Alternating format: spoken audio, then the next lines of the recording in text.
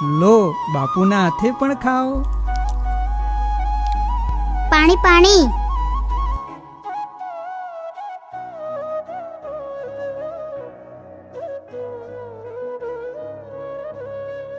દરબાર, આ વખતે આપણો પાક ઘણો સારો થયો છે.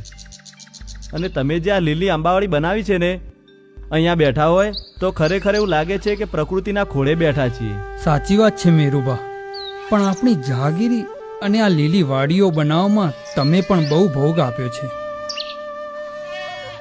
અને આપણું રજવાડું રહ્યું નાનું, પણ મોટા રજવાડાઓમાં પણ આપણું નામ ઇજ્જતથી લેવાય છે. એનું કારણ પણ તમે જ છો ને દરબાર.